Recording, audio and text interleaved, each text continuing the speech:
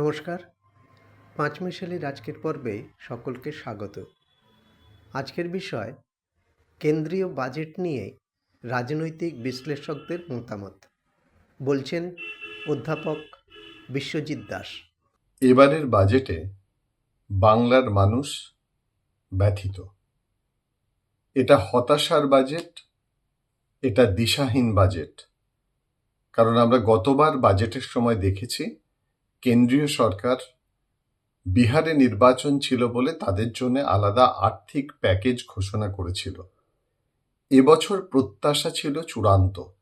বাংলার মানুষ ভেবেছিল রাজনৈতিকভাবে লড়াই করতে গেলে এ রাজ্যে ভারতীয় জনতা পার্টি নিশ্চয়ই কেন্দ্রীয় বাজেটের উপর অনেকটা নির্ভর করবে। অর্থাৎ তৃণমূল কংগ্রেস যে দীর্ঘদিন ধরে কেন্দ্রীয় বঞ্চনার অভিযোগ তুলেছে, সেই কেন্দ্রীয় বঞ্চনার ন্যারেটিভস ভাঙতে পারত আজকের এই বাজেট।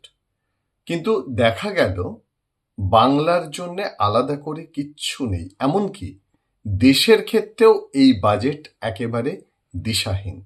বাংলার ক্ষেত্রে শুধুমাত্র দুটি প্রকল্প ছাড়া আর কিছুই ঘোষণা করেনি, এবং দুটি প্রকল্প রূপায়ণের ক্ষেত্রে নানান ধরনের বাধা তৈরি হতে পারে। প্রথম যে কথাটাতে বলছেন যে শিলিগুড়ি থেকে বারাণসী যে রেল এবং সেটা দিল্লিতে যাবে, আর এদিকে ফ্রেট করিডর তৈরি হবে ডানকুনি থেকে সুরাট। এই দুটো ছাড়া, এবং এটা দীর্ঘমেয়াদী, এই দুটো ছাড়া কোনো ধরনের কোনো বাংলার জন্য ভাবেনি। আরেকটা জিনিস বাংলার মানুষ ভেবেছিল যে দীর্ঘদিন ধরে মেট্রো রেলের ক্ষেত্রে একটা বঞ্চনা হচ্ছে। ভারতবর্ষে প্রথম মেট্রো রেল তৈরি হয়েছিল কলকাতায়। কলকাতায় শুধুমাত্র ৭৩ কিলোমিটার মেট্রো রেল চলে, কিন্তু দিল্লিতে অনেক বেশি।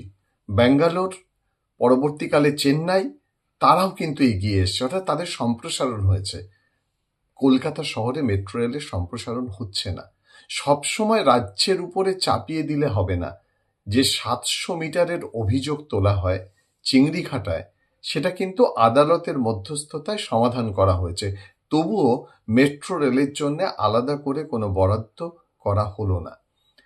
দুটো জিনিস ভাবতে হবে যে ভারতীয় জনতা পার্টি কেন, অর্থাৎ কেন্দ্রীয় সরকার কেন বিহারের ক্ষেত্রে একটা প্যাকেজ ঘোষণা করেছিল, বাংলার ক্ষেত্রে করেনি। কারণ বিহারটা ছিল তাদের শক্ত ঘাঁটি।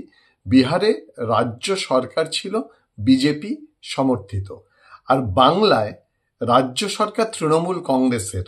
তাহলে এটা পরিষ্কার বোঝা যাচ্ছে যে মাঠে নামার আগেই কেন্দ্রীয় সরকার বিজেপিকে ওয়াক ওভার দিয়ে দিল, অর্থাৎ ওয়াক ওভার দিল বিজেপি তৃণমূল কংগ্রেসকে, যে তারা হয়তো এখানে কোনো ইস্যু তৈরি করতে পারবে না, কেন্দ্রীয় বঞ্চনার অভিযোগটাকে কাটাতে পারবে না।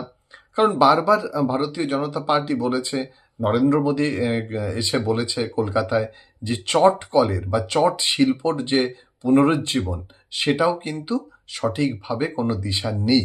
সুতরাং এই বাজেট রাজনৈতিকভাবে ভারতীয় জনতা পার্টিকে অনেকটা পিছিয়ে দিল এ রাজ্যে নির্বাচনের ক্ষেত্রে। কারণ এ রাজ্যে নির্বাচনে এমনিতেই তাদের হাতে ইস্যু নেই।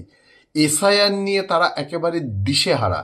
এখন যে অবস্থায় দাঁড়িয়ে আছে নির্বাচন কমিশন, সে সাঁতার না জেনে মাঝ নদীতে নেমেছে এবং জোয়ার এসছে। সে না পারছে এগোতে, না পারছে পিছোতে, দুদিকেই বিপদ।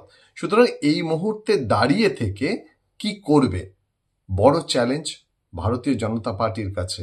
আর তৃণমূল কংগ্রেস ১ ইঞ্চিও জায়গা ছাড়ছে না। বাজেটে তো হতাশা, কারণ এখন রাজ্যবাসী তাকিয়ে আছে ৫ তারিখে রাজ্য বাজেটের দিকে। নিশ্চয়ই বাঙালির মন এবং রাজ্যের মানুষের আশা পূর্ণ করবেন মমতা বন্দ্যোপাধ্যায়।